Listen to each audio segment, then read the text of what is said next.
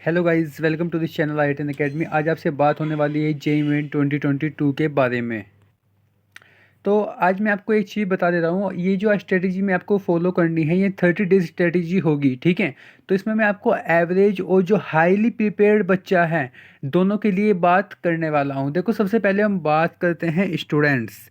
देखो, जो हमारे जो स्टूडेंट्स होते हैं किसी भी फील्ड में हो, चाहे वो कहीं की भी तैयारी कर रहे हो, दो टाइप्स के होते हैं। नंबर वन की अगर हम बात करें तो एक स्टूडेंट्स वो होता है जो हाईली प्रिपेयर्ड हो, और जो आपका दूसरा स्टूडेंट होता है वो होता है आपका एवरेज प्रिपेयर्ड, ठीक है। तो दोनों के बारे में बात करने वाले हैं।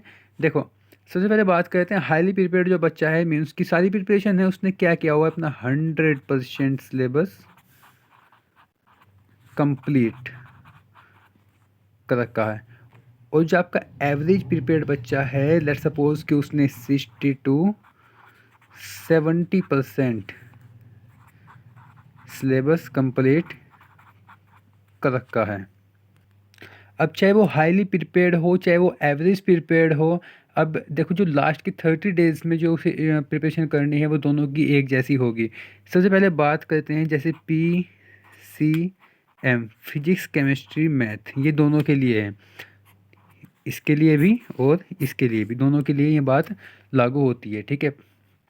क्या, जैसे आपकी फिजिक्स केमिस्ट्री मैथ है, मेरा फेवरेट सब्जेक्ट केमिस्ट्री है, तो मैं केमिस्ट्री से लेके चलूँगा। तो केमिस्ट्री को मैं तीन भागों में तोड़ देता हूँ, जैसे कि आपकी फिजिकल हो गई,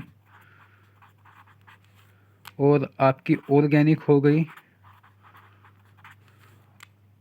देन आपकी इनऑर्गेनिक हो गई। ये तीन पार्ट्स आपके केमिस्ट्री के हैं। अब आपको देखना है आपके सबसे बढ़िया प्रिपरेशन तीनों में से किस चीज़ की है। मैं आपको बता देता हूँ तीनों में से क्वेश्चन किस किस टाइप के आते हैं।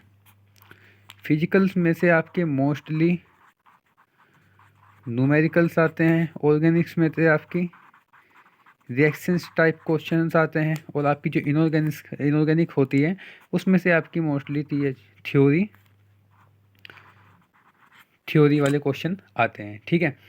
अब बात करते हैं, देखो यार, जो केमिस्ट्री आपने सुना भी होगा कि जेई मेन के लिए अगर आपने अपनी जो आपकी केमिस्ट्री होती है एनसीईआरटी वाले, अगर आपने केमिस्ट्री कंप्लीट करके रखी है तो आप केमिस्ट्री में एक बहुत अच्छा स्कोर कर पाओगे, क्योंकि केमिस्ट्री में सिर्फ जेई मेन वाले सिर्फ एनसीईआरटी की मांग करते हैं, उनकी एनसीईआरटी कंप्लीट होनी चाहिए।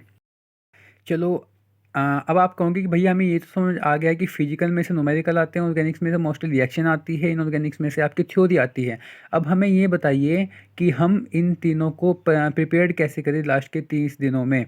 जिन बच्चे ने अपनी अच्छी प्रिपरेशन कर रखी है, देखो यार, कोई बच्चा ऐसा नहीं होता कि वो फील्ड में उतर गया उसके बाद वो उसे प्रिपरेशन ना करे, भले उसकी एवरेज प्रिपरेशन है, उसने पढ़ तो एक बार उसे ज़रूर रखा होगा।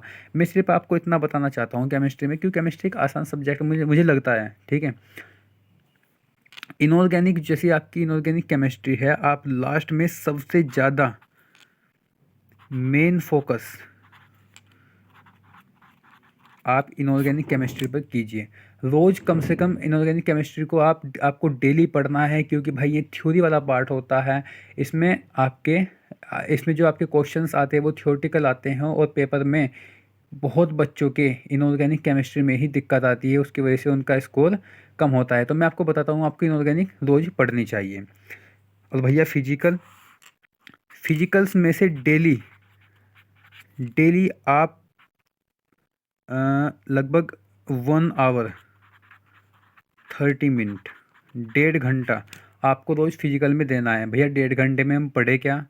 1.5 घंटे में आपको कुछ नहीं पढ़ना, सिर्फ आपको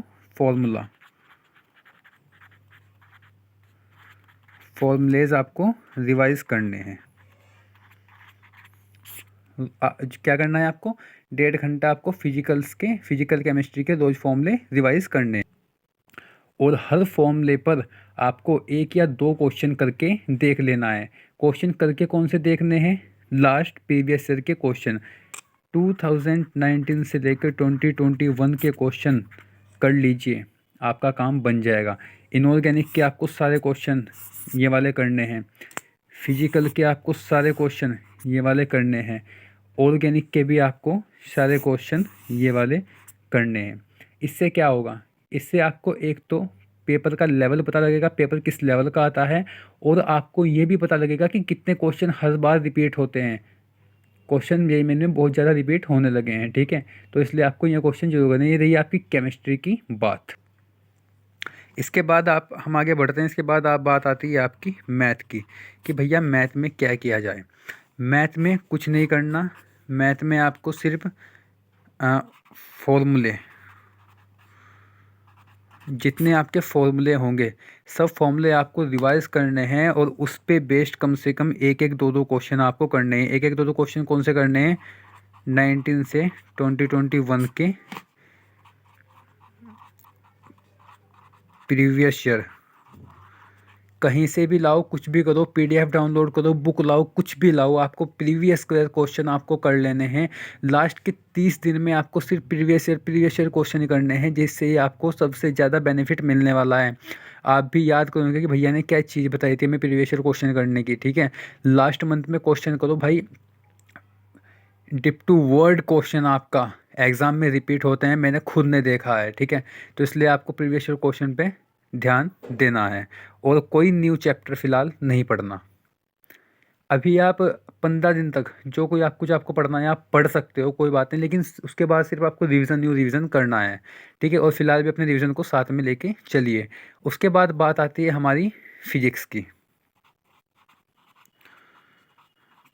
फिजिक्स मुझे थोड़ी हार्ड लगती है, थोड़ी टफ, ज़्यादा नहीं, थोड़ी टफ लगती है। वो भी इलेक्ट्रोस्टैटिक वाला जो पार्ट होता है, मुझे अपने टाइम पर वो टफ लगता था, ठीक है। और वैसे फिजिक्स कुछ ज़्यादा हार्ड नहीं है।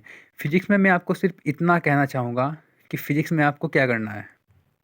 जैसे आपका लास्ट टाइम चल रहा है फ़िलहाल, आपके एग्ज़ाम आपको पता है भाई 1 या 1.5 मंथ बाद आपका एग्ज़ाम होने ही वाला है, तो आपको फिजिक्स में भी सेम वही रूल अप्लाई करना है। कौन से वाला, प्रीवियस ईयर क्वेश्चंस, क्योंकि जितने ज़्यादा आप प्रीवियस ईयर क्वेश्चन करोगे उतने ज़्यादा आपके कॉन्सेप्ट बिल्ड होंगे, और कॉन्सेप्ट बिल्ड होंगे तभी आप एग्ज़ाम में क्वेश्चन कर पाओगे, ठीक है। क्योंकि आपको प्रीवियस ईयर क्वेश्चन में होता क्या है, आपको हर लेवल का क्वेश्चन प्रीवियस ईयर में मिल जाता है। और पहले मैं आपको इतना बताना चाहूँगा, जितना आपका कोर्स कंप्लीट है, जितना कोर्स कंप्लीट है उतने को 100% कर लीजिए, कि अगर इस 80% सिलेबस में से कुछ भी क्वेश्चन आ गया तो वो नहीं छूटेगा और नहीं गलती होगा। तो आपको इस तरीके की आपकी प्रिपरेशन कर। गाइस कैसी लगी आपको वीडियो, कमेंट में ज़रूर बताना। और जैसे मैंने आपको बताया, आप ऐसे भी अगर आप अपनी प्रिपरेशन कर सकते हो तो आप एक अच्छा स्कोर जेईई मेन 2022 में कर सकते हो। एक बेहतर IIT में आप लोग प्रवेश पा सकते हो। तो thank you very much. Channel को सब्सक्राइब जरूर कीजिए, और आने वाले सभी अपडेट के लिए बेल आइकन जरूर दबाइए। Thank you very much. जय हिंद।